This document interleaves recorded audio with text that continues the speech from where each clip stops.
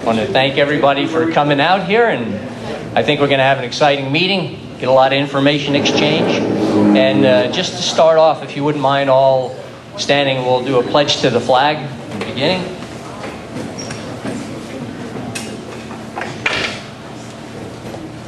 I pledge allegiance to the flag of the United States of America and to the republic for which it stands, one nation, under God, indivisible, with liberty and justice for all. Thank you. Pretty decent turnout for tonight. Just a couple remarks on my end as far as for CEPTA. Again, for people that might be new, restrooms are right over here. We do have some coffee and tea in the back, and eventually we'll have a little bakeless bake sale in the back there also. Donations are happily accepted. Keep these meetings going that way. And there's copies of the Commentator quarterly newspaper that comes out, good conservative information on there. And if you become a member of CEPTA, you get a subscription to that also. And as far as next month's meeting that we'll have, the event, that's going to be another one on the public pension. But this is a different take on it. It's more on the investments, how they were made, and some of the concerns we have with that, as far as where they were invested and some of the losses that we incurred because of that. And that's going to be actually with another state representative, Tom Caltagaroni. He's from Reading area, with Rich Schucker. Now, we've had Rich here a couple times explaining some of the different aspects with pensions and other funding questions that goes on with the state and the budget. So that should be a very good meeting also. And then again, as far as local news, still with the school district, there's still the ongoing thing with the dumping of the asbestos, burying rather, on school property. And that's still going on. They don't seem to be too interested in doing anything. They did remediate it, which is what they should have done in the very beginning. They have now done. So there's two concerns there, in that you're not allowed to bury things. It's unlawful to do that from the DEP. And then spending money, public money, for doing illegal things is also illegal. So we have two big things that way. Plus we pay these guys big bucks so that we don't get into these problems. And they did it anyway. So we've already incurred probably close to $18,000 for that, and whatever else there was to actually bury the thing in the beginning. So all those things should go back to whoever ordered this, not to the taxpayer. And there are some little papers that are made up here, if anybody cares to. They're over by the commentator table in the corner. You can pick it up. It says, come to your school board meeting next time. It tells you the date, October 27th, 7:30, and let them know what you think about that illegal dumping of the asbestos materials on school property. And tonight we're really fortunate. We have quite a few members of our elected officials here. And I'm going to ask if Ryan McKenzie wouldn't come up and give the introduction for our speaker for tonight, main speaker. Well, thank you, John, and thank you to everyone for allowing me to join you this evening. First off, I have the pleasure of introducing Secretary Dan Meuser. I'm going to read a little bit of his biography. It's very impressive here. He currently serves as our Secretary of Revenue, and the Department of Revenue's mission is to fairly, efficiently, and accurately administer the tax laws and other revenue programs of the Commonwealth. In addition to tax collection, the department administers the property tax rent rebate program, researches and develops revenue projections for the state budget, and oversees the Pennsylvania Lottery. Now, prior to being Revenue Secretary, Secretary Meuser was the president of Pride USA, and Pride Mobility Products Corporation is the world's leading designer, manufacturer, and distributor of power wheelchairs and scooters. Meuser also currently serves on the board of the Wilkes-Barre Chamber of Commerce, the board of trustees of the Wilkes-Barre YMCA, and the board of trustees with Misericordia University. He currently resides in Shaverstown with his wife and 3 children. And on a personal note, I've had the opportunity to work with Secretary Meuser on a number of issues, and he is far and away one of our sharpest cabinet members we have in Pennsylvania. If you want somebody who not only gets the big picture of what's going on in the state and the challenges that our state's facing, but is also somebody who really digs into the weeds and isn't afraid to get his hands dirty on policy and understands the numbers, this is the guy. And so it's a real honor and a pleasure to have him here tonight to talk about some of the big challenges facing our state. Primarily pensions. It's our biggest challenge, and you're going to hear a lot more about it, so I won't cover that. But he's also going to talk about some of the governor's other priorities, I'm sure. And as we head into the election, we all have a big decision to make.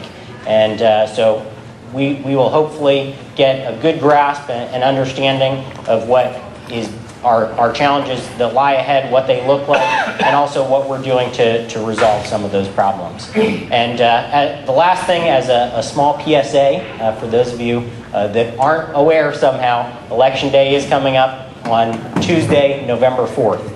So it's just around the corner. So make sure you mark your calendars or file an absentee ballot if you aren't going to be able to make it on Election Day. So with that, I'll conclude, and I'd like to bring up now our Secretary of Revenue, Dan Meuser.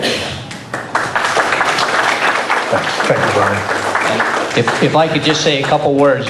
Mr. Meuser will give a presentation here, and he will take questions during the presentation if you want. But I ask that you raise your hand if you want to ask a question. I will give you the microphone, and so that we get this all recorded and everybody hears what the question is. And that is it. Okay, thank you, John. How loud is this? Seems okay. So I won't yell or anything. I'll keep it down. I want to thank all of you, especially John, for inviting me and putting this together. Certainly, any opportunity that I have, that we have, to express the work of the Tom Corbett administration, Jim Cawley as Lieutenant Governor, is a time very well spent. Particularly now that we've got a little election coming up in about a week, 2 weeks, 2 weeks from today, and there's a lot at stake. And I hope I go through with you the work that we've done, show you some of the accomplishments we've made, go through what the plans are for the future as well. Talk about, get right down to it. Talk about the pitfalls and dealing in Harrisburg on a couple of things that Tom Corbett didn't accomplish.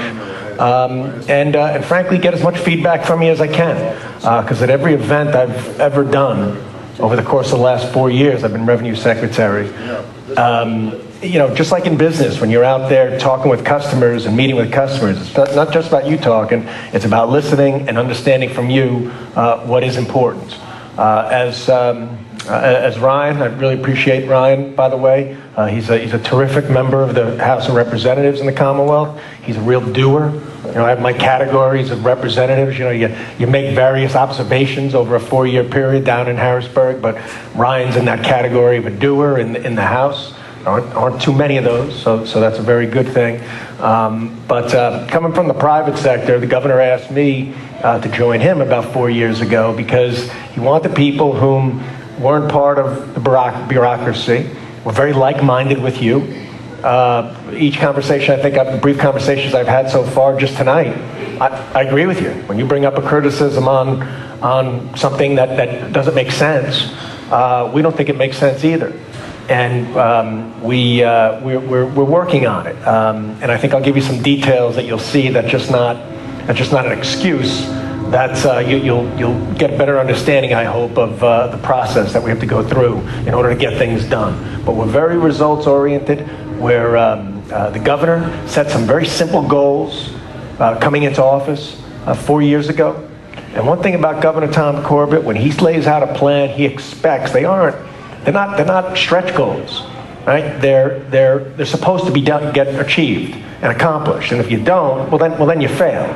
And we came in, we set some goals, right? Strengthen Pennsylvania, deliver for Pennsylvania families, do our best to create opportunity for as many Pennsylvanians as possible, help improve the quality of life and the economic life of as many Pennsylvania families as possible. Those are all goals, right? But my guess is many governors over the years, decades, have had similar goals. But laying out the plan to achieve those goals is a whole different story.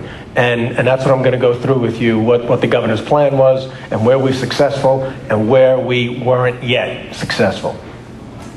And I'm going to do my best to move it along. My apologies. Just to give you, I'm Secretary of the Department of Revenue. When I came into office, we had 2,100 employees. Now we have 1,900. We've reduced our operating budget by over 15%. I want to give you just a quick description of how we've improved your Department of Revenue, because that's what it is. First and foremost, we were about taxpayer services. I won't spend a lot of time on this. Secondly, we were about creating efficiencies, right?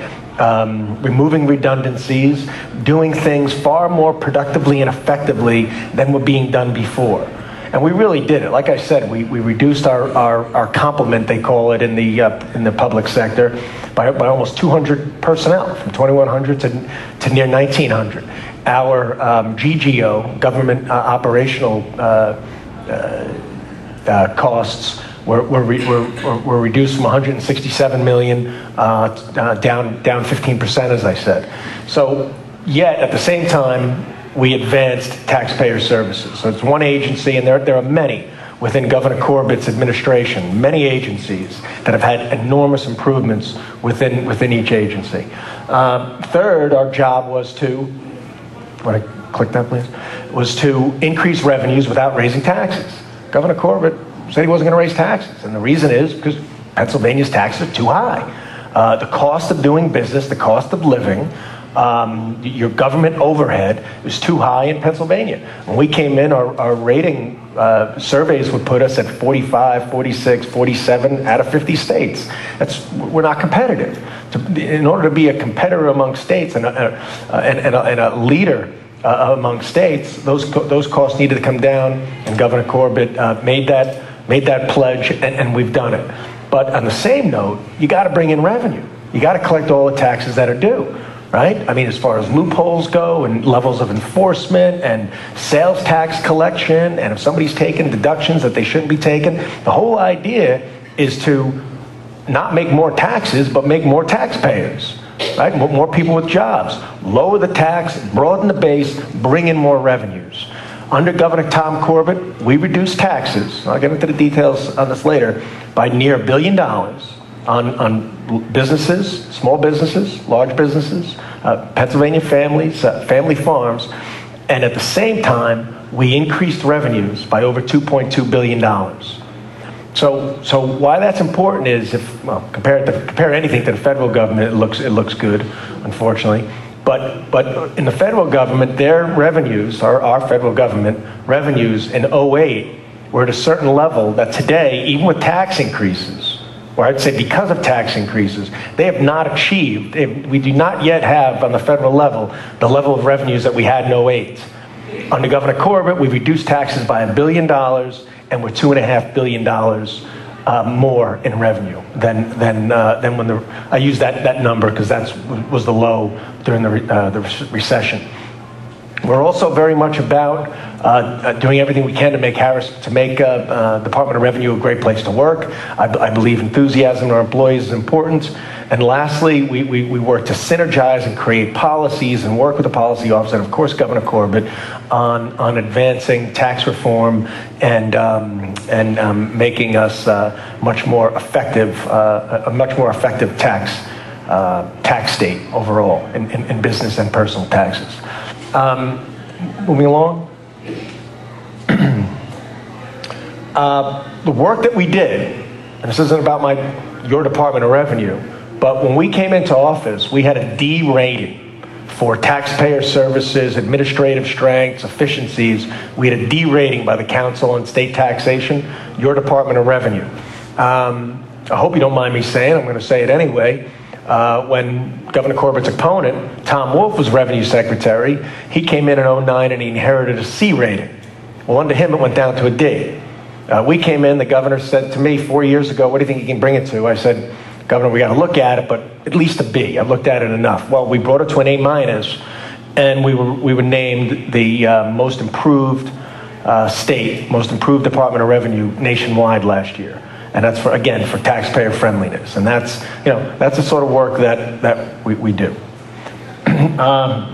Here's here's a look at the governor's strategic plan for strengthening Pennsylvania. Right? It started first and foremost with balancing a budget. Governor Corbett came in, and the numbers don't lie, $4.4 billion in deficit. That was what we inherited. And I'm going to show you on another slide exactly how that added up. All right? Again, my predecessor, guy who's running for governor, Tom Wolf, one of the jobs as revenue secretary is to set the projections for the budget. Right? They use those projections, and we use various consultants. It's a science, and that's what the spend is. If we come in and say it's $29.5 billion, which it was last year, well, that's what the budget is based upon. I mean, the governor looks at it and says, asks questions, but he's not going to argue with the science that goes into it. Under Tom Wolf, they overestimated their projections by $4.4 billion. That's why when Governor Corbett came into office, we had the deficit that we had. So dealing with that deficit was first and foremost, and I can give you a laundry list of ways that we resolved it. The governor set up something called the Governor's Innovation Initiative. That innovation initiative saved the taxpayers $750 million. The governor put people in charge of the Department of Welfare, for instance, now known as Department of Health and Human Services, just simply to audit the eligibility requirements of those receiving welfare and Medicaid. Just by auditing and allowing only those that were truly eligible, $700 million within the first year and a half. Those are just a couple of examples of when we came in, the sort of waste, abuse, and fraud that was cleaned up. Tax reform. We engaged there. I'm going to show you some more details, but we did pass a comprehensive tax reform. Didn't get many headlines, but it was very important. For instance, we brought down capital stock and franchise tax from 2.89. It's now at 0.67. January 1, 2015, it goes to 0.45, and then it's eliminated. That is a tax on the assets, primarily of small businesses. Over 100,000 small businesses pay this asset tax, whether the company makes money or not. We passed a startup business tax deduction of $5,000. We eliminated from inheritance tax family farms. So family farms, if they're passed on in the family, they don't pay inheritance tax. We did the same small business last year. Again, just a few examples of the reforms that we made, lowering the cost of living and of job creators within the Commonwealth. Third on the list was education. Right, the governor, and by the way, this strategic approach, this was began to be developed during the transition, a solid 4 years ago, or just under 4 years ago. Right? He campaigned on a lot of it 4 years ago. It's what we developed in the transition, and it's what we implemented in office. So when I said before how Tom Corbett is a strategic planner and very determined, during the last campaign and in the transition period, he didn't want to hear any pie in the sky ideas unless there was a lot of detail and data behind it that we could actually accomplish it. But the education issue. I'll answer questions on it if you like, but we're now spending over $600 million more than was ever being spent in the history of the Commonwealth, including the stimulus dollars that were being used by the previous administration. Okay, so that's an absolute farce, the idea that education was cut. But on the same note, it's not about winning a spending contest. Right? I mean, it's about accountability and the proper allocation and investment that those dollars do the work that they're supposed to do. Next on the list, I think I skipped regulatory reform. I mentioned that a bit. I gave you the example, Department of Revenue, but in DEP and in labor and industry, DCED, the list goes on. Most cabinet members, in fact, all of them, I'd say, are my friends, and I know the work that they do, and we work together very well as a team. Fourth on the list is energy policy. I mean, the governor came in and saw what the situation was, and there was a lot to be done to make Pennsylvania the energy state, the leading energy state that it could be. So the governor put together a plan that first and foremost was about having high levels of quality assurances. quality controls. He wanted the highest levels of quality controls in the country. That was first and foremost. Second, that it's got to be pro-growth, right? It creates jobs. It allows the industry to grow. Third, it has to help Pennsylvania families, lowering their energy costs. We want to keep as much of the natural gas here as possible. And fourth, there are no free lunches. If the cost of government for this industry truly was more than the typical taxpayer, then they should have to pay for that. And a commission was put together. Jim Coley, the lieutenant governor, oversaw that commission, and they came out and said, you know, there are impact costs that are not being paid, so rather than a severance tax, a tax on top of the taxes they're already paying that only goes to the general fund to be spent, an impact fee where about 50% of it goes back to the counties being affected for roads and highways and inspections and law enforcement and things of that nature, and the other 50% did come back to the state in the form of using those dollars for specific purposes, primarily within DEP and elsewhere. But it was an excellent plan. It raises now $220 million a year. That's $220 million more than was being collected under the previous administration, that frankly Tom Wolf was a part of, and they claim that, you know, that we need a severance tax and things of that nature. Yet, frankly, when they were in office, they didn't do anything about it. And yet we are bringing in over $300 million in business taxes as well, and it's increased 30% just in the last 3 years because the industry's on the rise. It's a very important industry for Pennsylvania. Fifth on the list was the transportation bill. Right? The governor passed a transportation bill that of course, just concerned East Penn taxpayers. You may have questions on, and won't get into the details on that now because I'm sure you will, on how we took the artificially set threshold price that was set in 1992 on gasoline of $1.25 and why this was the best plan out of the options available, and allowed that to float gradually over the next 5 years, which will bring in this year about $600 million, next year over $1 billion, and eventually $2 billion. And why this was crucial is because our funding for transportation was on the decline. As soon as I came in, I said, Governor, we're going backwards 4 or 5 points a year in our motor vehicle fund, which is our transportation fund, and something needs to be done about it. Yes, sir. Yes, but you just said that the governor didn't raise taxes, but with that transportation bill, the gasoline tax is going to rise within, I guess, several years to make Pennsylvania one of the highest gasoline taxed states in the nation. So how can the governor then say he didn't raise taxes? Because we still have to pay it. Well, he didn't break his tax pledge because the taxes that were reduced were over $1 billion, and this is nowhere near that. And even the tax foundation referred to this as a user's fee. The more you drive, the more you pay. But you know what? I'm not into all that context and syntax. What we had was a problem, and Pennsylvania is only one of 2 states that gets all of our transportation funding, not from the general fund, but from the motor license fund. And 80 or 70% of that comes from the oil company franchise tax, and the rest comes from registration fees. That oil company franchise tax was set back in 1992 at $1.25. We would in no way was that going up as cars are getting more efficient. In fact, it was going down. And when the governor comes in and sees our roads as bad as they are, our bridges are unsafe, something needed to be done. Now, he could have raised personal income tax, so it just got into the general fund and everybody grabbed for it. But instead, it stayed organized. We didn't need a constitutional amendment. We let that artificially set price of $1.25 float, and will solve the problem. Now, to answer your question, why it's near the highest, and it is, because we're one of only 2 states that only get our revenue for our infrastructure from the motor license fund, and only from 80% from the oil company franchise tax. Other states pull from the general fund.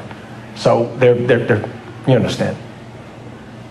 Yeah, a lot of the people and groups I talk to, this shows a little bit of the disconnect and the frustration. It is a tax increase. The the 6% sales tax. Fine, I'm not going to argue Right, that. exactly. I mean, that's an artificially capped tax at 6%. But the real frustration is, look, if there was absolutely no money, okay, even I would say sometimes maybe we do have to raise taxes, but it should be the last resort. The motor license fund, yeah, most of it goes to roads and bridges and the state police, that's fine. But about 15% is basically other.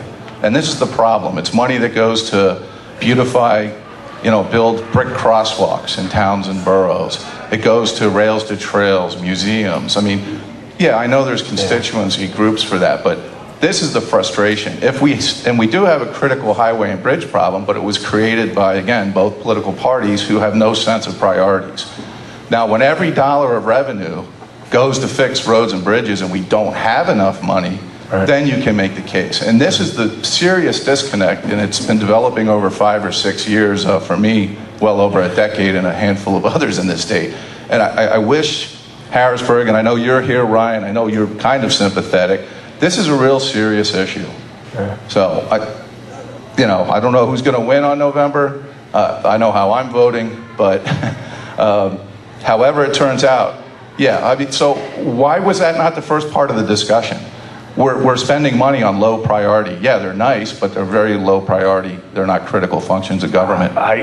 Again, I agree with you, and the governor agrees with you. And he came in, we can no longer, the new, sure it was, that maybe the media didn't advertise it and promote it, but the governor said hundreds of times, we can no longer spend on what's nice. We need to spend on what's necessary.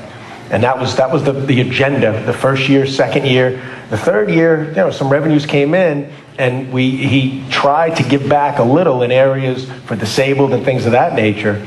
But, well, look, I sat in enough budget meetings and all, and maybe we'll get you in one, and you'll see what. I read the audits. The budget's very detailed. It's not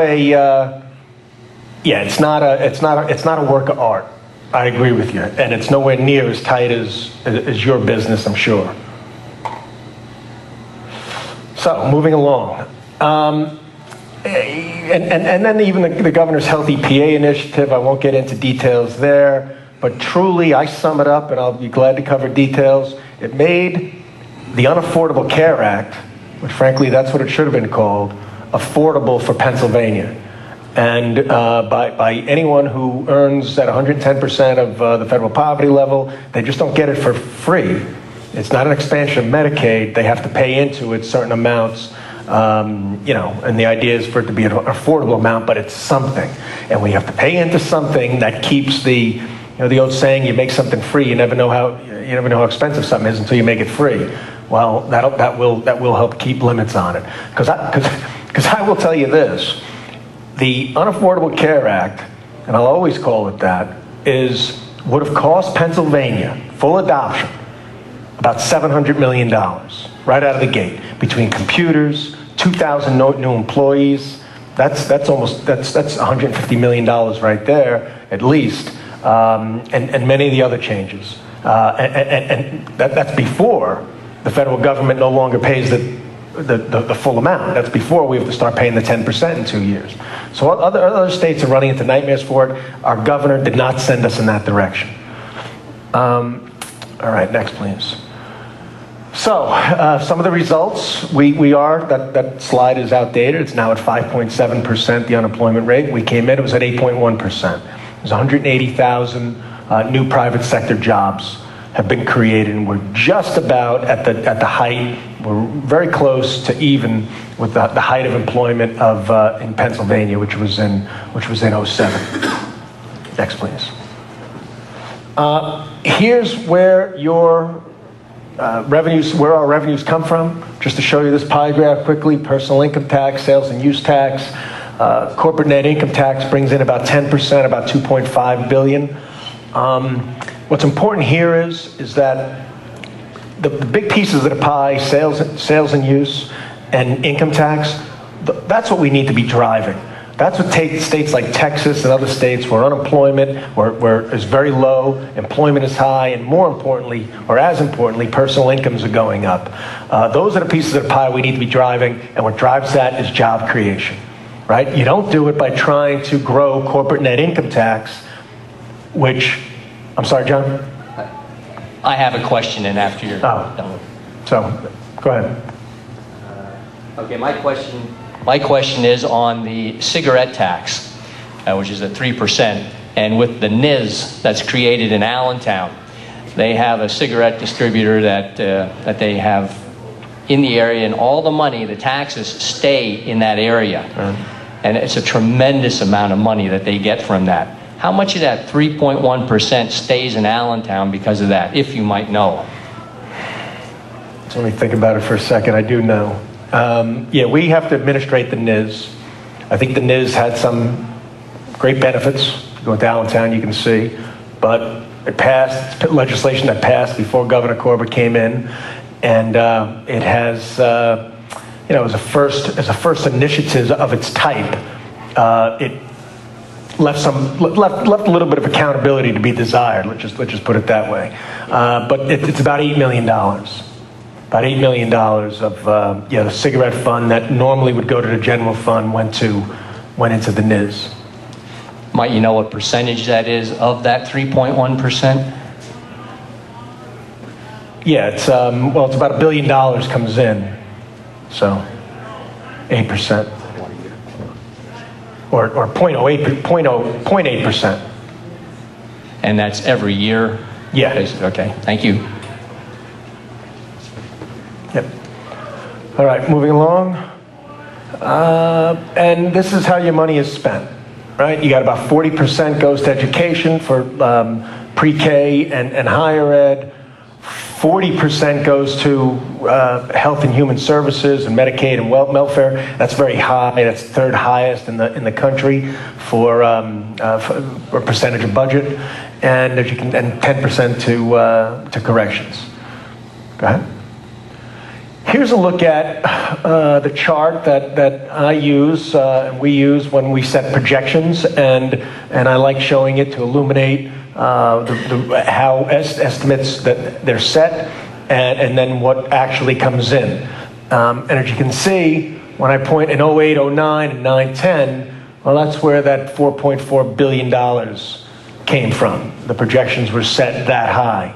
Now, I will tell you, first year coming in, we were low by $785 million, and then off by 162, which is pretty good when you're dealing in $28 billion. Last year was not good, negative $508 million. And the details there, but there was an enormous downturn in the first quarter due to the federal payroll taxes being removed. And every state, New Jersey, for instance, missed estimate just in personal income tax by $800 million. So I know sometimes misery loves company, but we weren't alone in having that sort of downfall. And again, it was due to a tax increase on families, which removes their disposable income. And when that happens, sales and use tax and personal incomes go down. It's really that simple. So that was unfortunate. Here is a look at the education funding story. As you can see, the blue graph is the general fund dollars. The red portion of the graph in 9-10 and 10-11 was the stimulus dollars that Ed Rendell decided to use for education. Right? They were supposed to be earmarked for shovel-ready projects. Well, they weren't, or at least that portion of it wasn't. He used $600 million in 9-10, and they used close to $1 billion in 10 and 11. And lo and behold, they reduced the general fund spend, the state spend on education.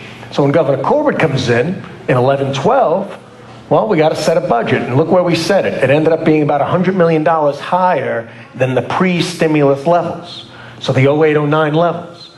And, along with having a $4.4 billion deficit, that seemed very reasonable, because supposedly the school districts were told by the administration that stimulus dollars are coming in, these are one-time dollars, don't count on it over the long term or next year for that matter. Well, Governor Corbett came in and he kept it very sustainable and has since increased a couple $100 million a year. And this last graph in our current fiscal year, that's I got to change that because it doesn't include the $300 million in block grant money that's also in there. So we are now higher than even when we were with stimulus dollars. So the statement that is made that Governor Corbett cut education isn't even true if you count the stimulus dollars. Yes, sir. You're reflecting $5.5 billion for education. The budget is really $10 billion. Yeah. This is just basic ed. You're right. It's a different number from what the actual budget is. It's 10.4. The actual number Right. for all education is 10.4. The most that was spent with stimulus dollars in the past was 9.9. The difference The point is, where's the other $5 billion? well, I'm just showing the basic education. So you've broken down the graph. $10 billion by category. Yeah, you're right. We actually put together, and unfortunately, I don't think we have it. The governor put together for his campaign a grid showing the total amount, which I agree. I should update this, but it shows the same disparity. It shows the governor increasing it for basic education, but did he reduce it on the other $5 billion? No. It's the total under the highest level in the past, including everything, was 9.9. We're now at 10.4, and we put a piece together that I can certainly email everyone or get to you. I don't even think I have any in my car. Sam Cheddar's here, just ran out the door. I think that means he would have one of those. Oh, okay. So we'll show it to you. Yeah, and you're right. My graph should absolutely reflect the total, the aggregate amount. I agree. Then there's always the question about the charter schools that people bring up, that cut, the charter school funding was removed. So where does that fit into the $10 billion? Well, it would be within the total that the gentleman here is referring to for education spending. Right, it would be in that 10.4 number, which hopefully we'll show you. So that that doesn't include the federal dollars, but yes. This is about half of the education budget sitting up there. If this is about half of the education, is this on, John? Yes. That the question I have is how much are they spending on the graduate work, and how much are they spending on special ed? These are important sectors of the education group.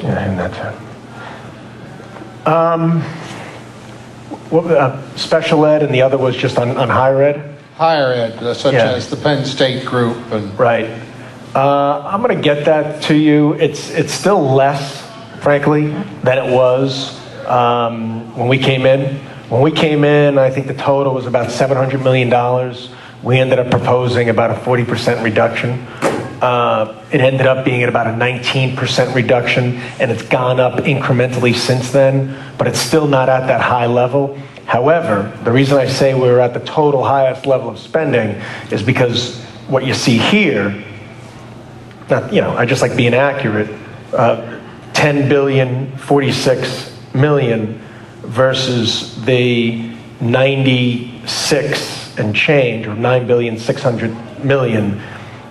The difference in the higher ed still, even if you put that back in, it still adds to where this is at the highest level.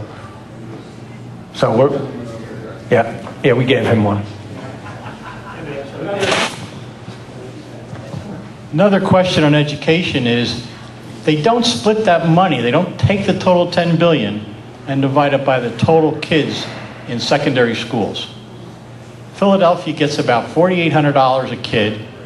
Bethlehem, where I'm from, gets $1,600 a kid. So it's disproportionate. Any chance they're going to level that out?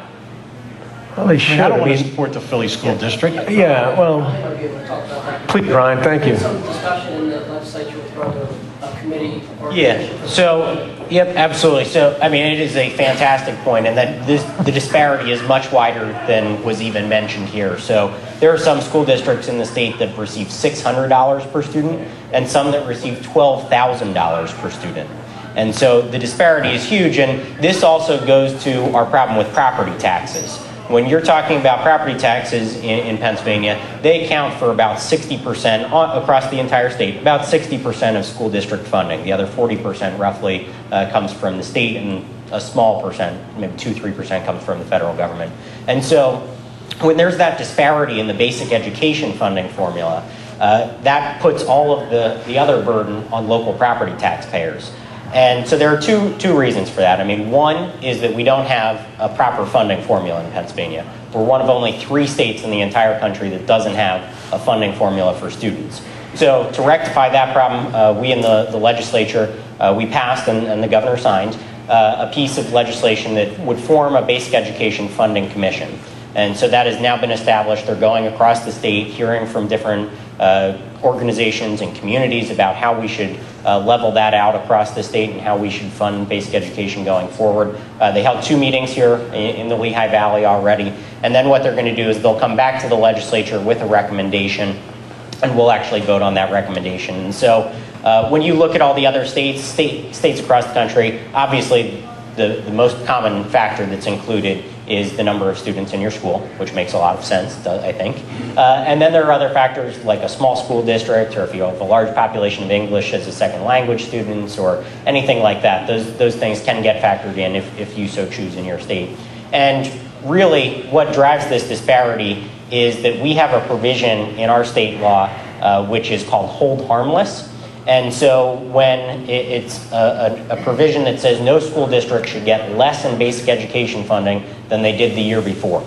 And that sounds like a nice idea. Problem is, when you're in a declining population area and you're losing population year over year over year, and you're still getting the same amount of money, all of a sudden the amount that you have per student is much more than other school districts. And so that's what is driving that disparity. So large growth, high growth areas like our own, we end up getting less dollars per student than if you're in a declining population area. And so again, that also goes to property taxes, like I mentioned, and it also drives people's opinion on if we should reform property taxes or not. If you're in a high growth area like ours, we want to see property tax reform. If you're in a low growth area, you're saying not a problem for us because all the burden's on the state.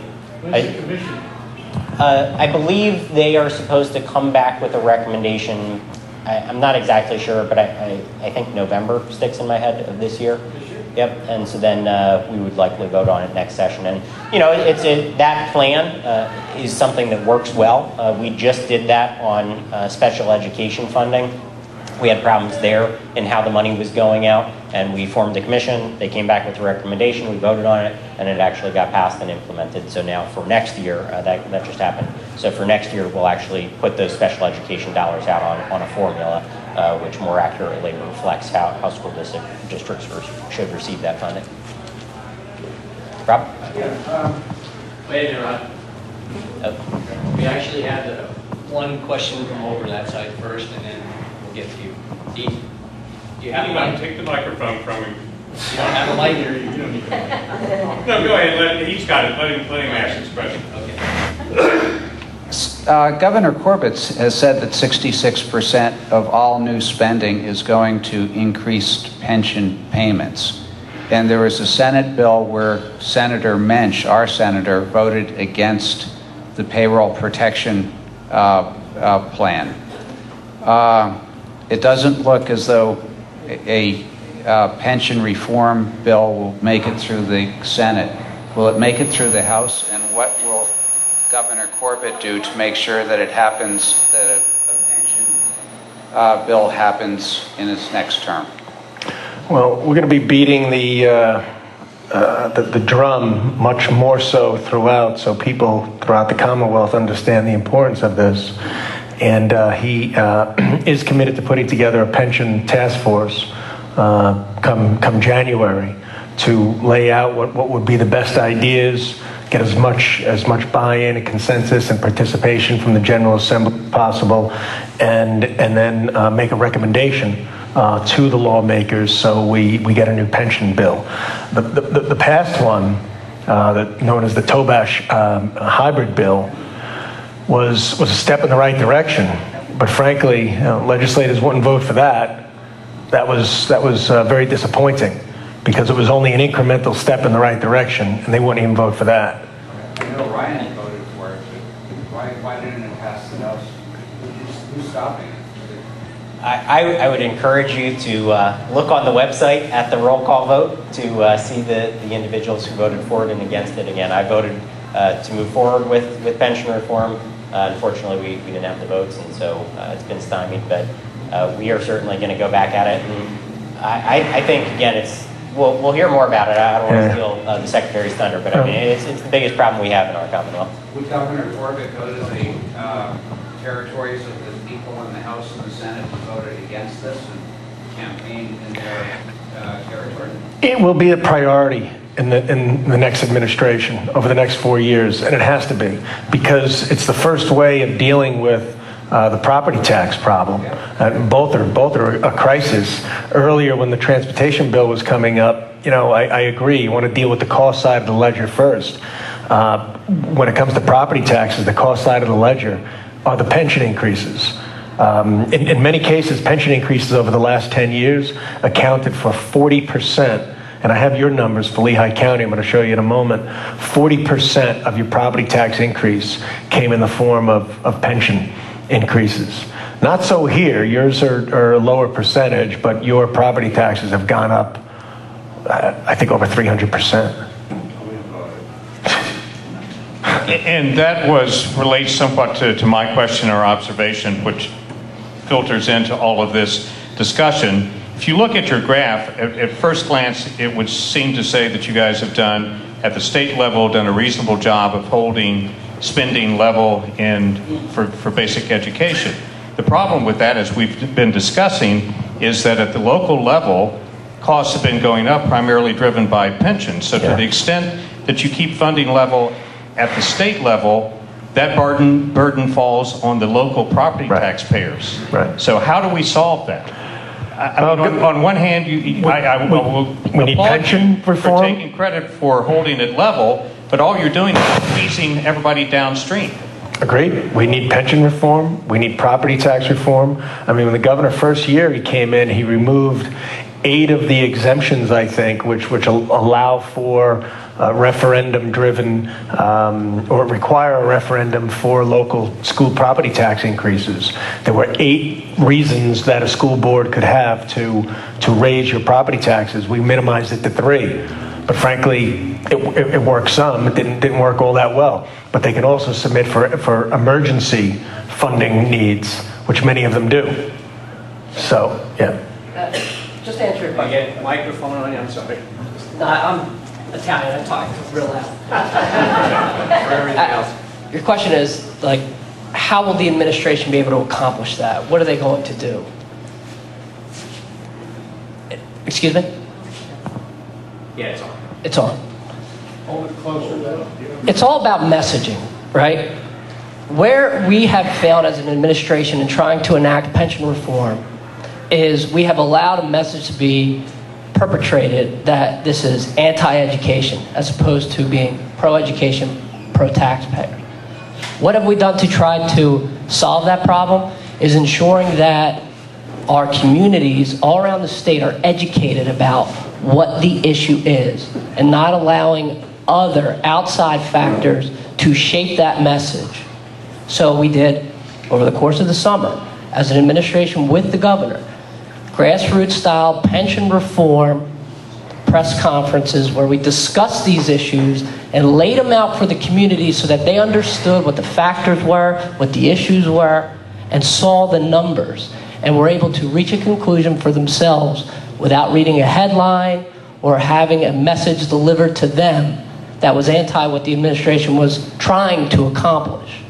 So it's about education, ensuring that this message reaches the community so that they can make the decision for themselves and know that this is needed. Thanks. Yep. I just wanted to make a quick comment on the pension costs. The pension costs also, there's a portion that your local school board is responsible for, because as pay increases for the teachers and administrators, the amount of cost for pension increases. And about 2 years ago, I believe, Lynn did a presentation on the school board budget, and one of the slides showed the increase in pension contribution based on salary increases. So one thing that we can do on a local level is hold our school board accountable for these pensions too, because the more they increase pay, the more our pension contribution increases as well. So don't let your local school board off the hook when it comes to the pension as well. Yes.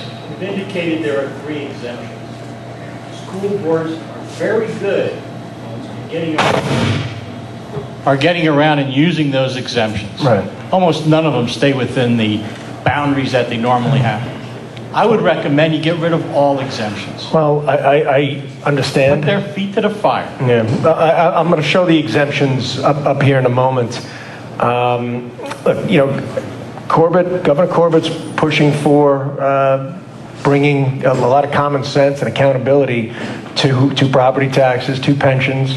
He's trying to maintain respect for teachers, for contracts, for what's been expected, but he also has a lot of respect for the Pennsylvania taxpayer, and that pendulum needs to swing back so it's far more reasonable for the taxpayer, and it's at an extreme point.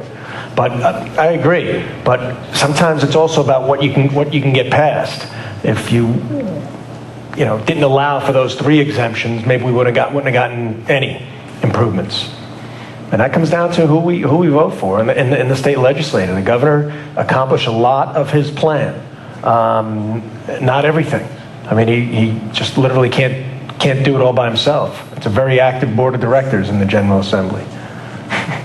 And many of them are very good. All right, want to go to the next slide? All right, here's the slide you were looking for. I should have just jumped to this. Okay, there's another view of the type of general fund spending that's taken place on education.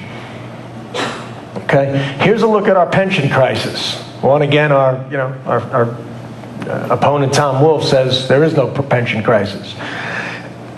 You look right here at the increases. Those are increases, right? From 0.8, the teacher pensions are in the yellow, from 0.8 to 1.2. Well, I'm not showing you what was before that. When we first came in, we were at a total of 800 million. It quickly went to 1.5, then to 2.2. This year we're up to 2.9. It's going up over $700 million a year. This is just general fund, not what happens with your property taxes as well. So obviously we have a real problem, and it's becoming unsustainable. $4.7 billion. Now this isn't federal dollars. They throw $1 billion around like, right? We have a $30 billion budget. So it's $4.7 billion out of a $30 billion budget. So it really needs a correction. And that's what the governor's been advocating for. Yeah. You quote a $30 billion budget, but how much of the budget is off the books? Because I know the total budget is much higher than $30 billion. Well, including the federal No, not the federal funds. I mean, for example, the Highway Commission and all those other the Turnpike Commission. Yeah, when you add all that in, you're much higher than $30 billion.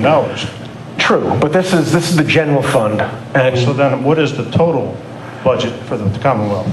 I couldn't tell you offhand, because again, the federal dollars do come into play, but if you don't count those, you have the Turnpike Commission, debt service is in the general fund. I can get you that number. I don't think it's... And debt service is a big issue.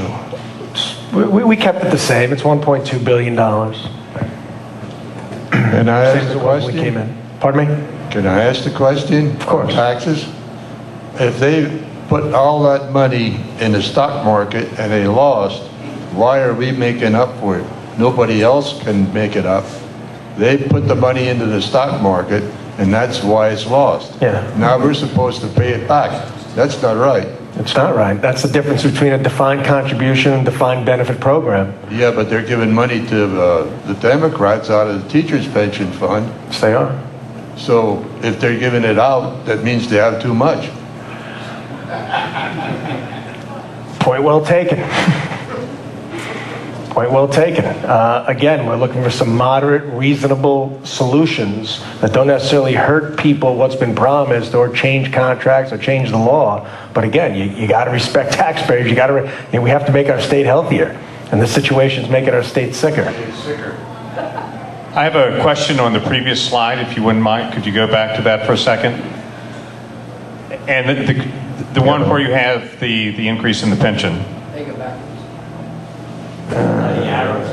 Yeah, they're arrows. My question is, with the dramatic increase in pension cost, what effect has that had on the unfunded liability? Has it changed it any? And what is the unfunded liability at this point? Unfunded liability is about $45 billion. And the whole idea is not to create a plan that underfunds the unfunded liability over time. And that's why you do have to take a moderate approach. But and that's why this hybrid plan, which I'm going to show you some details on, which was supported, it was the Tobash plan. Frankly, it wasn't voted for. It wasn't necessarily voted down, but it wasn't supported. I do believe there'll be a different pension plan as long as Governor Corbett is in office. Frankly, my guess would be there won't be any reform plan. There'll just be increase of taxes to pay for it if Tom Corbett's not in office. I mean, obviously, I don't know that, but that would be my guess. Yeah, you can't continue to underfund.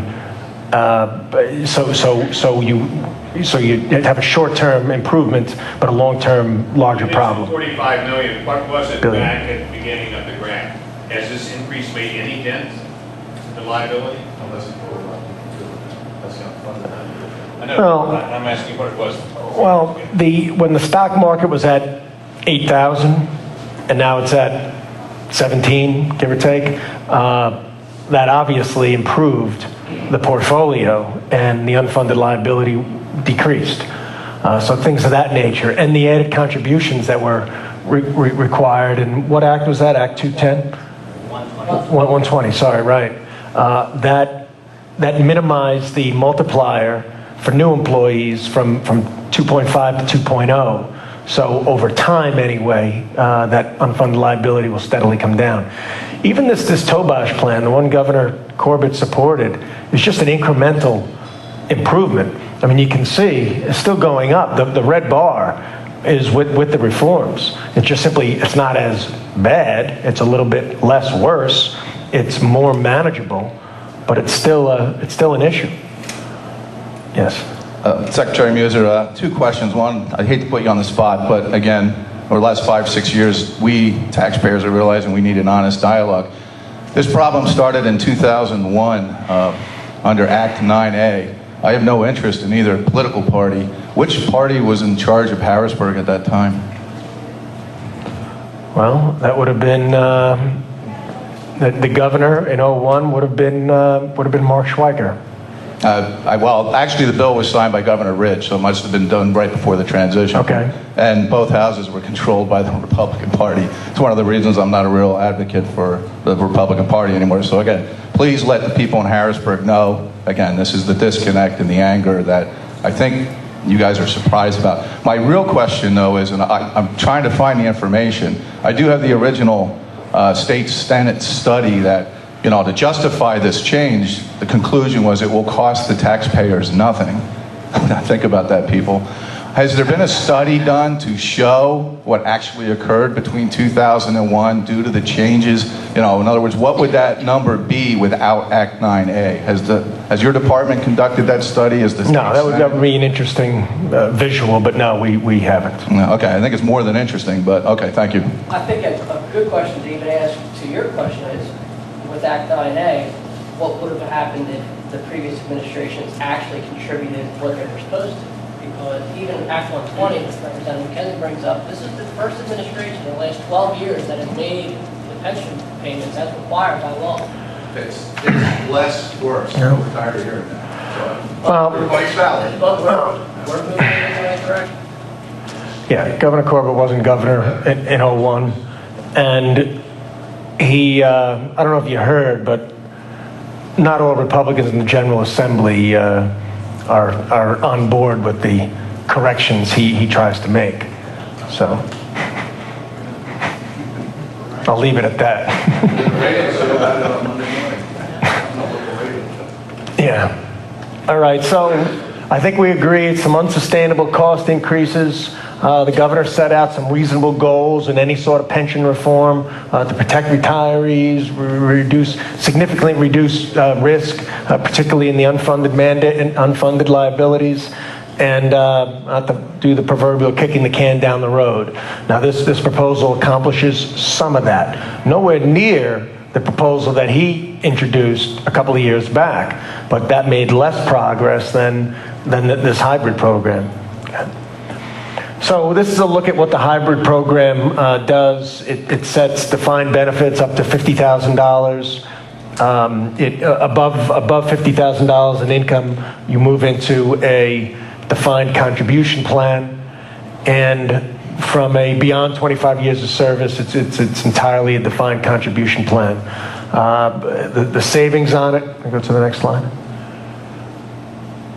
It remains for with the 2% multiplier, which was lowered from 2.5 to 2.0 a few years ago in Act 120, and some of the other details are shown here.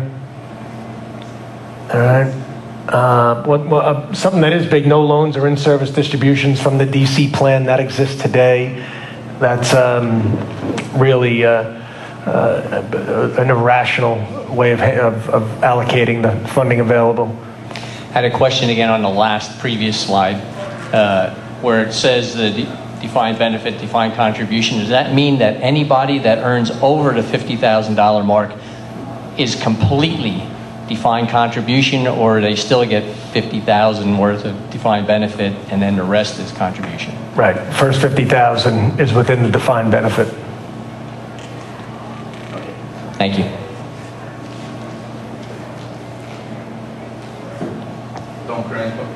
Don't cringe, this might be positive.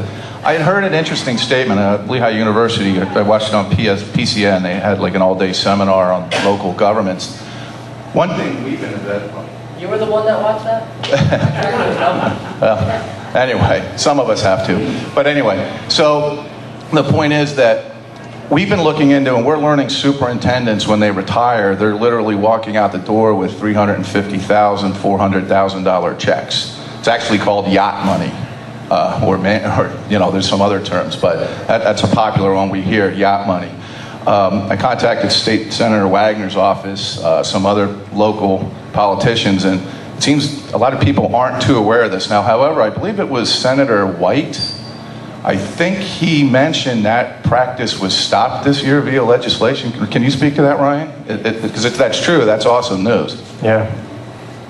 Because again, what would that unfunded liability be if that practice hadn't been going on for 10, 15, 20 years? Right. So this, what you're talking about, Joe, this one isn't working on it, but what you're talking about, Joe, is basically getting the payment at the end. They want it for the tape. And you were allowed previously, and current employees can still do it, but it was changed in Act 120 for new employees, new hires, that is no longer allowed. And so that's been taken out. But again, if you were an employee who was hired pre-Act 120, pre-2010, you're still allowed to do that because of contract law. We can't change that. So again, it's a practice that's been stopped going forward for new employees, but you're still going to see it for anybody who's retiring now after 30, 40 years of service.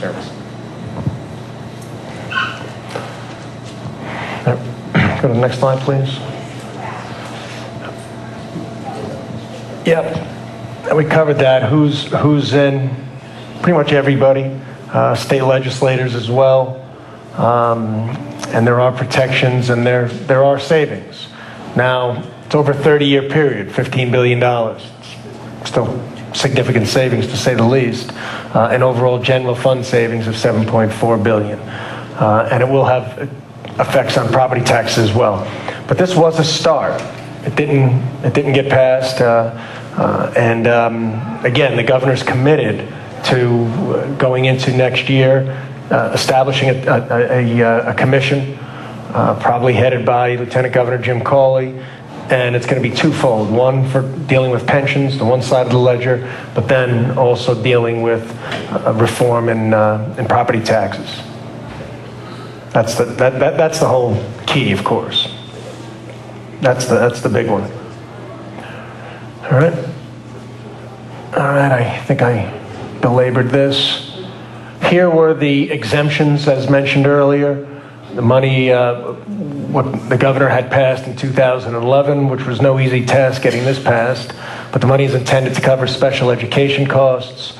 Funds are proposed to cover costs of teacher pensions caused by a rise in state mandated employer contributions, so if it was an unfunded mandate, and increase to covers old debt. They got to be able to pay their bills. So here's an example that I want to point out. Pension costs in Lehigh County have increased by nearly $32 million, or 356% over the last 10 years.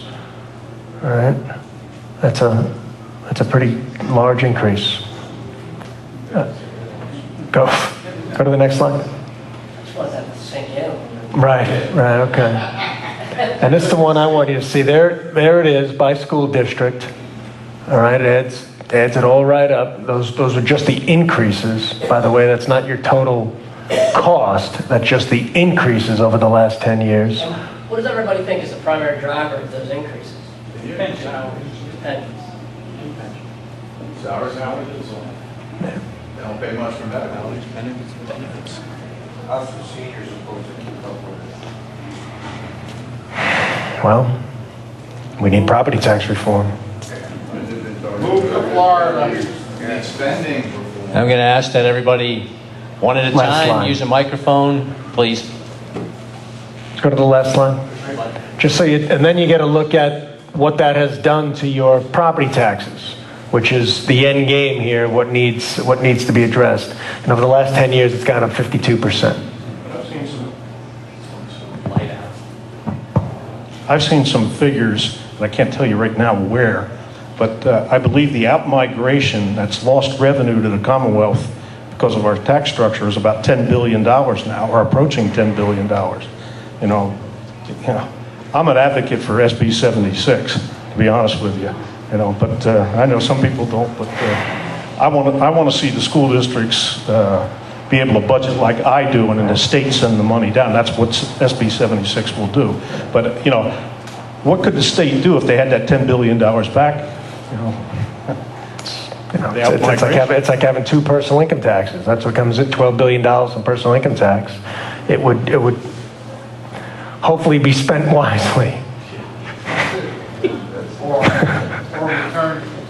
Well, there you go. Or put into a program for senior citizens to freeze their property taxes. Now, see, that's the whole. People up is not.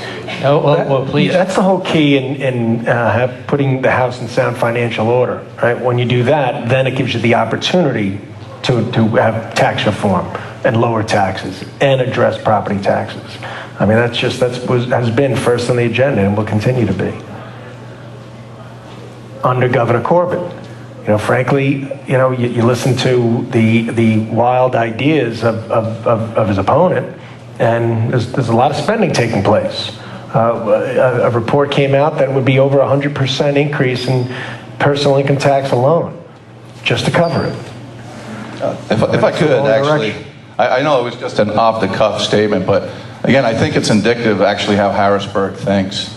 Well, a lot of seniors are mad, seniors are voters, let's just help the seniors. Well, what about the families that start out? Higher taxes get factored into your mortgage payment. It makes it harder to buy homes. Higher taxes affect business, which affects the business climate and jobs.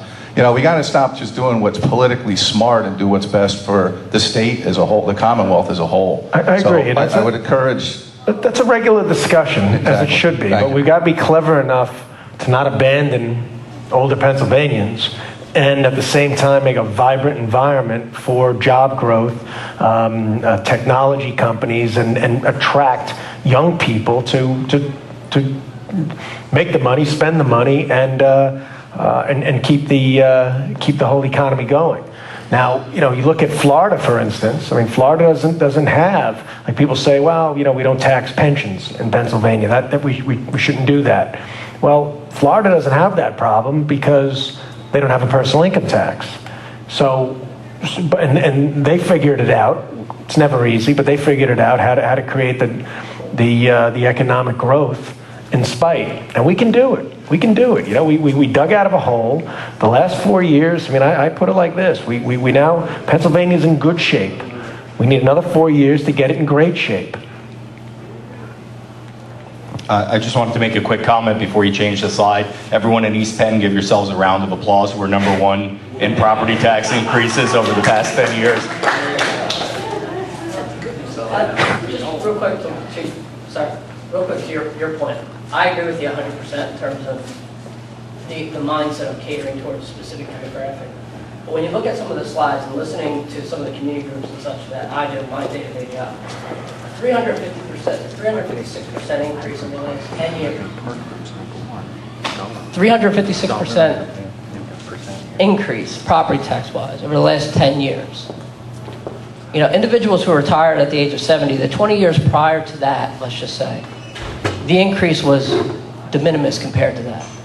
So it's not until they moved into their fixed income years, over the last 10 years, let's say, just by some of the statistics we saw tonight, that we saw that increase jump to 356%.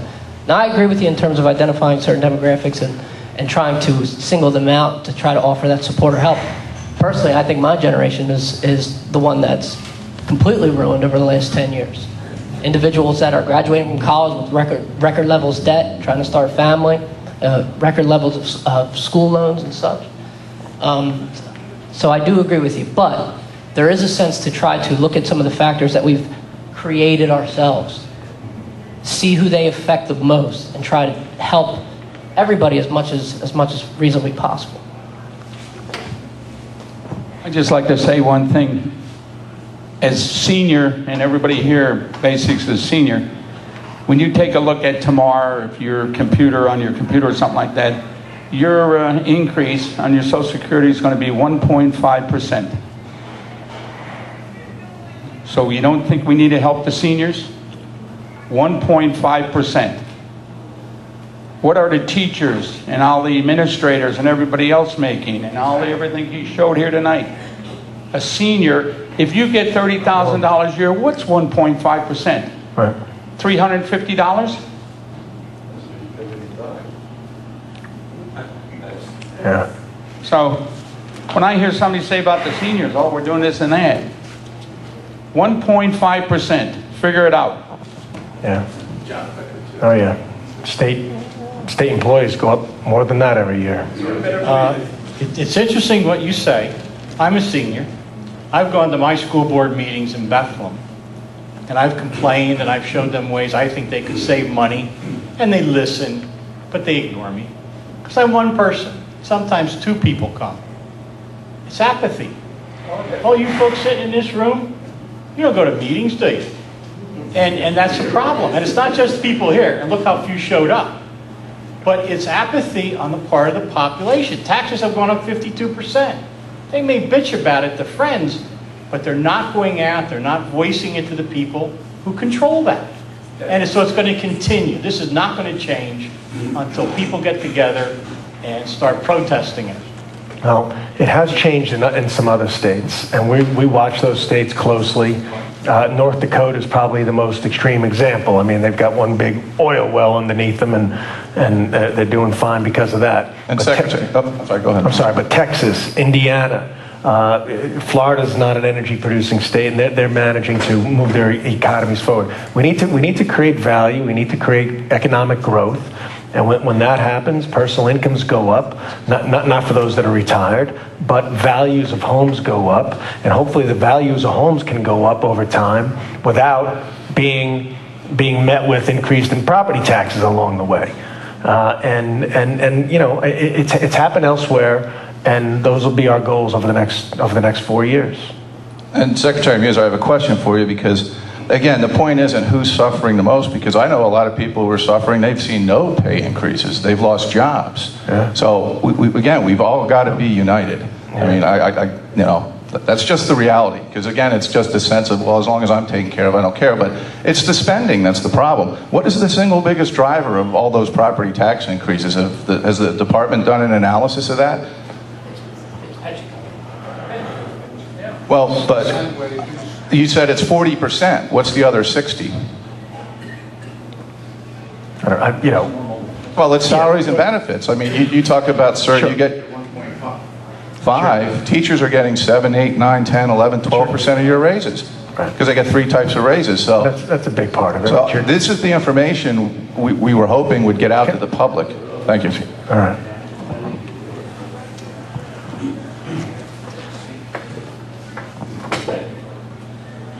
Just one observation.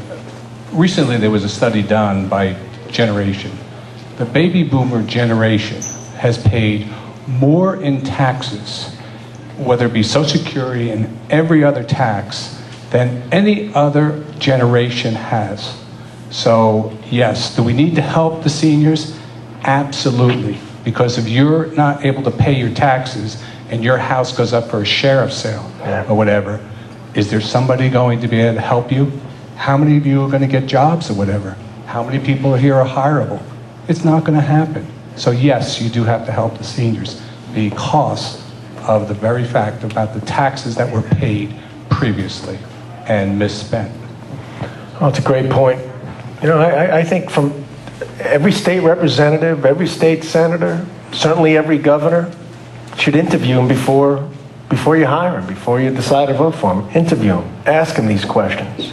Where are they going to vote on these issues, and expect them to be accountable? Yes. I just have a comment to make, and I think that this is a difficult problem to solve because it's a spending problem, and the reason it's a spending problem is because there's no free market at play here. The school districts have a captive audience. They have the taxpayers, and even if the residents of a school district decide they want to send their children somewhere else, the money from those people still rolls into the school district. So to me, we can keep trying to find solutions to this, but until we get the spending under control, you'll never be able to come up with a solution, and you'll never get the spending under control if the school districts have nobody to compete with, because they can just keep raising the price of their services and we can't go anywhere else. We're a captive audience. So one of the things that we should be doing is maybe pushing our legislation to find a solution, that's more equitable for all of us and let money follow children. And then maybe you'll see some changes in spending if money follows children. But like was said earlier, until you change some of the things that existed, like the hold harmless clause and things like that, there's no incentive for a school district to stop spending recklessly because they know they have a captive audience. And those percent increases show you how captive we all are. To your point, I mean, that's kind of what we've been able to accomplish over the last 20 years with the implementation of a lot of the charter schools. So when you give more choice to the communities, families, and allowing alternatives for students to get education, we've seen money get shifted over to programs that are more successful, programs that supply a little bit more accountability, and that has allowed some of those dollars to shift over to better performing schools. So that's what happened. Let me just ask a question, okay? A lot of people don't understand this. East Penn School District. We have 350 parking spots over off of Harrison Street there for the kids, mostly juniors and seniors that drive. Do you realize it's a state law that they must have a spot on that bus in case they don't drive that day? We build a parking lot, they don't pay a penny for it, but yet we have to have a bus running half filled because we must have the spots open. And if Representative McKenzie left, but he's the one that told me at one of the meetings. I didn't realize that was the case. So we're having the kids use a big parking lot that's worth probably $100,000 or so, but yet If he doesn't drive that day, that bus got to stop there and wait a couple minutes for him in case he doesn't drive that day. But let me tell you something. Parkland School District, they passed a rule up their place. If the kid's not going to drive, it's his responsibility to call the Parkland School a certain number so that they know they have to pick him up. Otherwise, they don't stop for that spot for him. And I know this is, you're talking about a few bucks, but this is a lot of money. You realize how many buses they could pull off the street if they got 350 kids? And most of these kids have 2 or 3 kids in their car, because if I was a teenager and I had a car, I'd be picking up all my buddies when I went. Okay? Think about what I'm saying. Yeah. So what are we doing? Southern Lehigh, they get charged for parking. Okay? They get charged for certain things in their sports programs and everything else. I'm going to interrupt just to... Okay, go ahead. Just for questions or something, if you have any. No, just a comment. Be demanding of your lawmakers. Be demanding of myself, of cabinet members. People there, what good is it? Well, they let you talk, but they don't answer you. That's right. And Mr. Bauer will tell you your 3 minutes are up. I can make a comment on that because my wife's on the school board and we brought that same situation up numerous times. But when you got a school board that's 8-1, things don't get done. So we need, and you're right, everybody here should be up at all those meetings saying what they feel. Saying it here is meaningless. And all I can say is it is meaningless. Go to the meetings and say what you feel, because then you get action. Well, honestly, John, I appreciate it very much. It reminds me, not that I need the reminding, why I got into public service. I had a nice career going at a business up in Northeast Pennsylvania, and Governor asked me to get into this with him. And hey, public service is important. It's not easy. But just this conversation here tonight, folks, I can tell you, it reminds me how important our work is, and I guarantee I watch Governor Corbett at work each day, and this is what he does it for these points that you're making, for these issues, and be in a position to make a difference. And speaking of someone that tries to make a difference, we were joined by Senator Boscola. If you want to say anything. How are you? Would you mind going in front just to let everybody see it? I really appreciate hearing your questions tonight. I was in a parade and I just got here, but like some of the things you're talking about are extremely important. I'm now going to be your new senator here in Emmaus and Salisbury because of redistricting. So that's why I wanted to come to this meeting tonight. And of course, I know Secretary Meuser always does a great job, good representative for our governor, who is really trying to make a difference. I know I'm a Democrat, but I also appreciate the fact that Governor Corbett has done things to try to curb spending. And like somebody here said, I have a budget, and why can't government live within the means of a budget like a family? And that's what we need to do more of. But I can tell you, though, that when you were talking about the pensions, when that was voted on, how many years ago? 2001 Act 9. That one. I voted no on it, but didn't take the pension either increase. One of the very few people in Harrisburg, and I spoke on the Senate floor at the time saying, you might think times are great now, but what happens if the market tanks? What happens if we have a downside in the economy?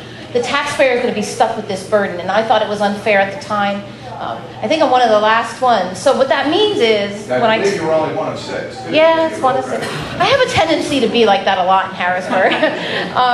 But, so I appreciate the changes that the administration is trying to make to rein in all of what the taxpayers are paying for the pension obligations, not only for representatives and senators, but across the board public employees. And what else did I want to talk about? 76. So I am a prime sponsor of Senate Bill 76, which would eliminate property taxes and go into a different way of funding our school districts. A totally unfair system, and only you have a smaller amount of people paying into the system, when it's only property tax owners as opposed to people that have income coming in, personal income, and sales. And sales is probably a better way of getting money to pay for schools because you have a larger pool of people. Because everybody buys something. And a lot of people make money under the table, or there's illegal money out there, you know that. They're not paying anything into the school system. So if we can at least get people that buy things, especially if they're not showing income, I think that's a better way. That bigger pool of people paying for schools as opposed to a smaller pool of people that only the property tax. The people that own property are paying into our school. So I think, you know, the burden would be spread wider with a wider group of people paying, so everybody would pay less, except for those that aren't paying anything and they'd be paying a little bit more. But that's more fair. So I didn't want to take away from Secretary Meuser. He came all the way from Harrisburg. But Senator, I got to comment on this. SB 76, if every one of us do not have to pay school property taxes, but you have to pay an increase in your sales tax, you have to pay an increase in your income tax. Imagine you have all that money that you were paying in school property tax in your pockets now. What are you going to do? You save some of it, you're going to spend some of it. Correct. With the spending, creates more revenue for the state. Amen. That's why it is a good act to pass. And in the end, if you're worried about seniors too, it helps seniors because they're not really getting income in. They're not paying, they don't have a personal income coming in. You know, they're retired.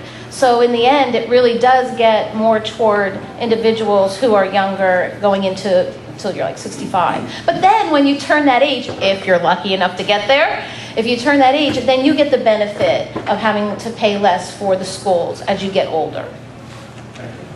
Okay, good enough? I'm going to take the opposite position. You can. I'm sorry you're for that bill. I'm totally for that bill. It will help seniors, no question. It'll do away with a lot, not all our property. No, actually, I think it would help middle class families as well. But the problem is the big cities and businesses, correct. These big cities are going to benefit much more. Currently, a How? Philadelphia student gets $4,800 a year from the state of Pennsylvania. A Bethlehem student gets $1,600 a year. So as you collect all this money and you're going to redistribute it, the money's going to go to the big cities and the smaller school districts are going to suffer. In fact, Philadelphia pays for the schools differently. Are correct. And they're the ones that, Philadelphia, if that was really true, why is Philadelphia, that whole delegation, not backing 76? That is that one group. And the Pittsburgh delegation. So the two big cities you're talking about, they're not for 76. Well, right you know now, why? they're getting the bulk of the money. No, they won't be. Well, they get $4,800 a kid now. There's an allocation formula they change already as pay well. for their schools a little differently than we do. In fact, in Philadelphia, they do get some of the personal income pays for their schools. So I don't know why they're opposed to us asking for that same thing. So let's talk after. Let's not, because this is all about state government and how we can help. I know the school district and what's happening with taxpayers is frustrating, but I'm also here to say to you, at state government level, there's certain things that we can do to help taxpayers. One is 76. One is to get some pension changes that are direly needed to help taxpayers. And look, I'm there because I didn't take it. I voted no, so I'm for any change that comes down the books to help the taxpayers. And they all know it down in Harrisburg. I'm not best friends with my caucus or with the senators right now, but I don't care because I'm not elected to be a friend in that little group of senators and representatives. You know, I'm kind of like the black sheep, and it's good to be the black sheep sometimes because you really, mostly if you're the black sheep, you really care about the people, right? Instead of going out to dinner one night and making sure you're wined and dined by certain people. I mean, it's crazy down there. And I don't call it a big boys network, you know, because there are women that do the same thing. You know, it's just all about getting along and not making waves. Well, I don't know why people are elected into office. If you want to be a leader, and that means making some waves. That's where I'm coming from. Yours. That's good. I have one. Thank you. I have a I'm not high up as you are. question just on that line there as far as 76 and I guess the reform as far as the funds would go for the funding, I guess a new funding formula for the schools. Would they go hand in hand or would it still work with 76 even without a funding formula by the schools? It's complicated. And not for this group, but don't get me wrong, it's complicated for primarily the folks in Harrisburg. That's why it hasn't gotten done. The allocation formula needs to be, is a large part of it, of course. and it needs to be done in a manner that is fair. And when you have 253 folks, trying to in the House and Senate trying to determine what's fair, it gets that much more complicated. And then you do run into issues too, and that's why you got to have some safety measures in this. What if we did run into another large recession, right? And sales tax and income tax are greatly reduced. Is there going to be emergency outlets for the school districts to pay for their overhead, and pay for their students, and pay for their pensions, and pay for everything else? You need to have a concern about that. Governor Corbett is committed to property tax reform in his next term, and he has stated, and when he says something, he means it. He'd sign HB 76, SB 76, but everybody on the same note needs to know that there's some other caveats that really need to be addressed before it can go through. But it's getting close. What you said is quite important, but there comes, as far as getting enough funding to pay for the pensions, but there comes a time where you have to start looking at not how you pay for the pensions, but how to change the system.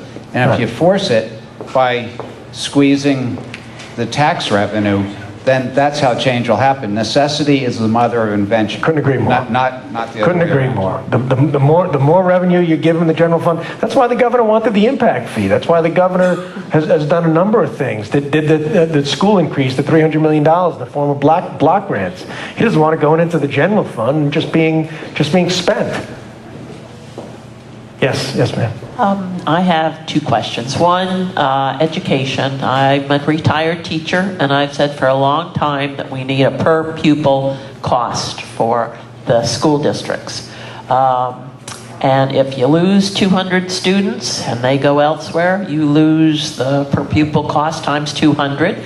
Or if you gain, it fluctuates, and they have to live within those means. And I think Ryan said that, if you have language situations in the bigger cities and so forth, maybe they have a different percentage that's added in because they have a little different situation. My other question is about the natural gas. I haven't seen any ads, and I think I talked to Sam. Well, maybe I didn't talk to Sam, but I think the consultants need to bring out the point. Wolf keeps saying that he's going to tax the natural gas. But if we have the $200 million impact fee, isn't that a tax? Now, if he's playing semantics and just using, he put a tax and the people here, or they don't even know that we get $200 million. Right. I think that needs to be brought out because that's another false or kind of a spin on something that isn't true. And I think the people of Pennsylvania need to know that. I think you hit on a couple of things there. One, it's simply not true. And I feel sometimes that campaign doesn't let the truth get in the way of an entertaining story.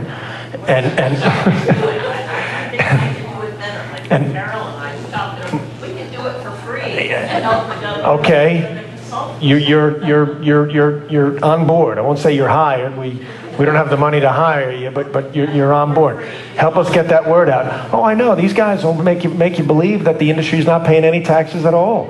And I mentioned earlier, it's $300 million, 31% more than when we came into office, and another $200 million. And you know what it is? Between the taxes and fees, it's double what was coming in under the last year of Ed Rendell. Double. I would just interject onto your point if I could. When you call it, you said a tax versus the impact fee, and isn't that a tax?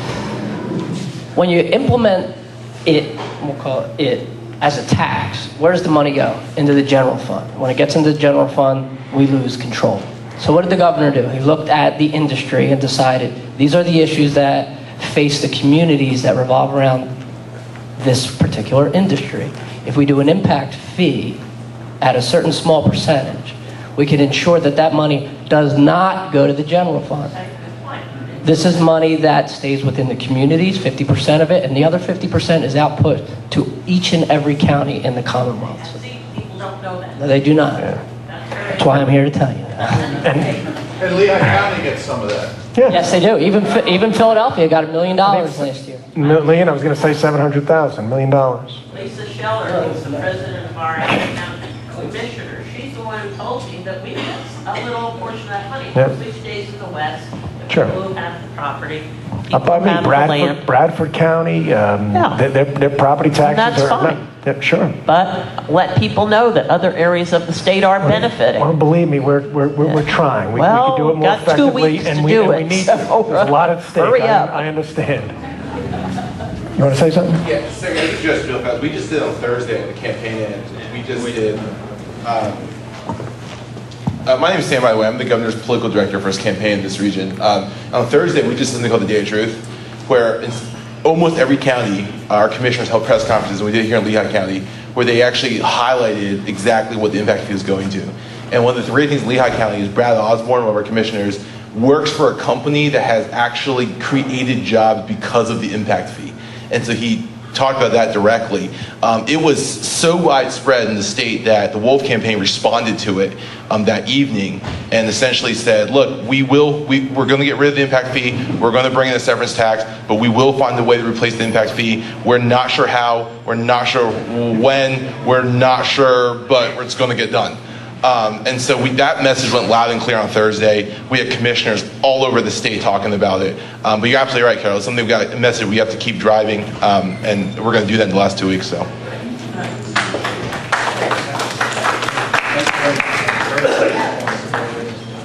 You're welcome. Representative Reifler was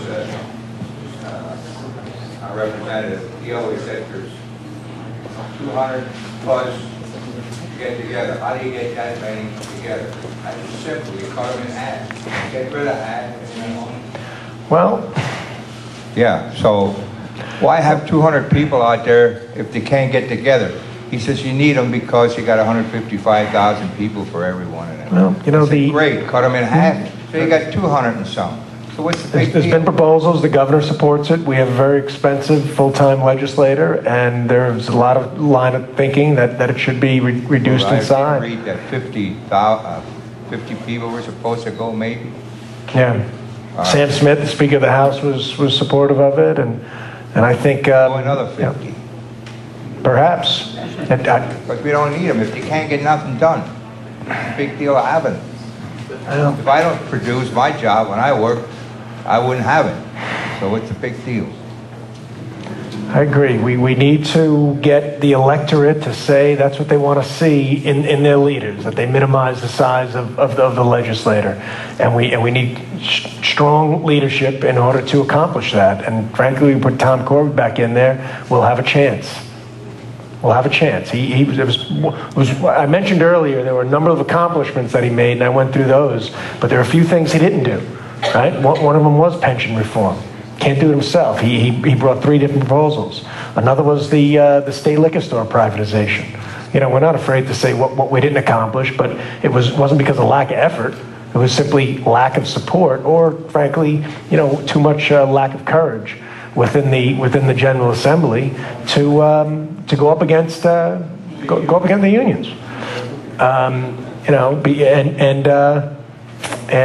you know, perhaps a couple of other things, but we made a lot of progress. In the next 4 years, we got some big plans. Yes, I'm sorry. Yeah, I just wanted to comment on Carol's point. The press conference in Lehigh County was so important, the press decided they didn't even want to talk about it. You know, I mean, we had real, legitimate discussion items to bring to the public, and they didn't even show up. They don't want to. They don't even care that $900,000 has come to Lehigh County over the last 3 years. They don't even care. So you can't get your message out if the press doesn't even want to be involved. We're going to keep on trying, though. If it's okay, I think we'll call this close to the end anyway, because it's getting late, and I'd like actually everybody to be able to meet. Is it good for public kind of thing, or do you want to just meet and greet at the end here? And last one. No, my concern has been Common Core. which I've been to Harrisburg, I've talked to the state school board. I know people who were just appointed to that state school board, and they're rubber stamps. I was very disappointed when the governor came out and said he was going to eliminate Common Core, and then he ended up just making another, let's look at this again and see where we're going. Right. The cost to this, your chart up there is going to be blown away. There is so much money behind this with these the kids taking tests over and over with the Keystones, buying new books. Every state in the union was, what's her name? Carolyn Demarest, the head of the Department of Education, says it's revenue neutral, meaning whatever we spend now, we're not spending anymore. And that is, it's impossible. And there's going to be a lot more money needed. Plus, our children are not being educated. There is a lot of money behind this with people, very few select group like Pearson and the data collection people, which they swear we're not doing in Pennsylvania. We've renamed it to PA Core Standards, but we haven't changed anything because it's copyrighted. And copyright can't be changed. So that's going to be more money that's needed without our children being educated. One size fits all, and the governor said he was against that because he's a former teacher. Right. And this is serious. Sounds like you have, do you have some suggestions? Well, we need to go back to what we did years ago, where we had 3 graduation certificates and we taught children. Yeah. Right now, the Common Core is not going to be taught in high elite private schools. I will tell you folks something. Carolyn, Secretary Dumaresque, Governor Corbett, myself, read their emails. You know, they have an email. Mine is dmeuser@pa.gov. Tom Corbett's is tcorbett@pa.gov. Carolyn's is, C. Dumaresque at P. Email. Really? Well, I've been down there. I've spoken to them. Well, that's good. Yeah. But ideas have well, it's the unions. The unions are a problem in this state. I want it to be a right-to-work state. We have a wonderful location. Well, that's important. And if we could get more corporations coming in and be close to New Jersey and the seaport, New York. Governor has great respect for unions as long as unions are for job creation. Yeah. And when you're right to work, sometimes it diminishes job creation. So the governor would be for supporting right to work. He said it many times. Got to his desk, he would sign it. Okay, I'd like to have everybody thank. Thanks. Enjoyed it. Thank you. And thank you very much. In the back, there's the coffee, some teas, soda, a couple goodies to eat. I missed your opening remarks. Can you talk about tomorrow night?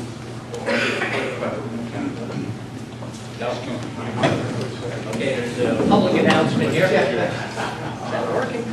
Okay, is it working? Okay. Some of us have been activists for quite a long time. As I look around the room, I've been on a 6-7 year battle to get to what's going to occur tomorrow night at the Lehigh County budget meeting at 7:30 at the Lehigh County Government Center. There's a budget proposed. It decreases taxes, continues to reduce the operating deficit. What they did was they took Mueller's no tax hike budget.